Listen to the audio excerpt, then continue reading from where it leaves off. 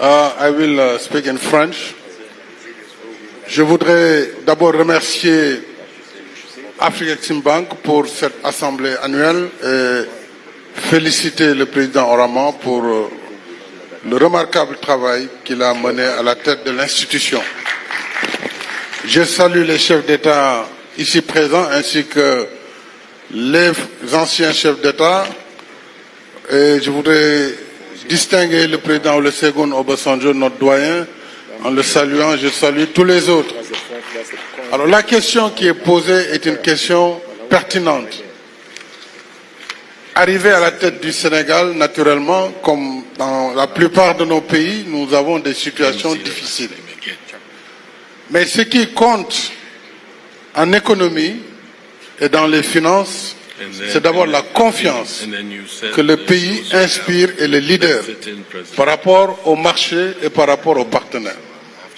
Cela m'a permis très rapidement de mobiliser assez de ressources pour financer tout le programme économique que j'avais conçu, qui s'appelait le plan Sénégal émergent. Sur une décennie, nous avons mobilisé plus de 3 fois les ressources antérieurement mobilisées. Cela se traduit naturellement par une modernisation de l'infrastructure du pays, sur le plan de l'infrastructure routière, autoroutière, sur le triplement des capacités en électricité.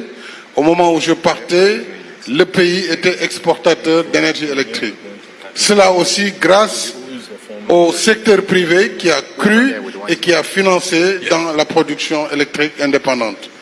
Alors, tout cela, bien sûr, a été fait avec des contraintes, puisque l'Afrique, en réalité, évolue dans un environnement contraint et la dette, elle revient avec un fardeau puisque les mécanismes aujourd'hui qui sont en marche ne permettent pas aux pays africains de s'endetter dans des conditions optimales.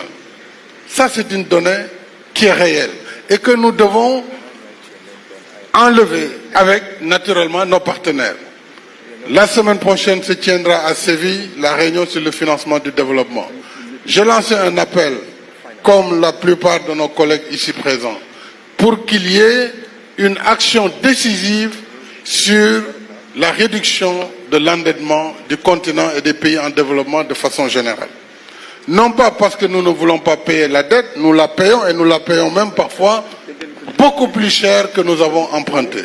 Mais il faut que la dette multilatérale publique, la dette bilatérale publique puisse avoir une décision importante à Séville, notamment dans les secteurs sociaux comme l'éducation, la santé, etc. Mais il nous faut compter sur nous-mêmes en mobilisant nos ressources domestiques. Pour cela, l'Afrique doit encore faire des efforts dans la fiscalité de chaque pays pour davantage mobiliser l'épargne, mais avoir aussi une fiscalité juste et une assiette plus élargie. Les contraintes pour mobiliser toute notre épargne restent encore dans les mécanismes de mobilisation. C'est pourquoi la digitalisation doit permettre à nos administrations d'arriver à une meilleure mobilisation. Mais il faut une synergie entre le secteur privé africain et le secteur public. Et il nous faut surtout, et je termine par là, augmenter les capacités de nos banques, Afreximbank, Banque africaine de développement, la BOAD, African Finance, ainsi que les autres organismes. Les pays doivent mettre encore de l'argent dans le capital de nos institutions. C'est la seule façon d'en faire des institutions crédibles, à même d'emprunter sur le marché des capitaux et surtout de répondre à nos besoins à nous. Parce qu'aujourd'hui, que ce soit nos banques de développement, elles dépendent plus des orientations qui sont données par les partenaires non régionaux.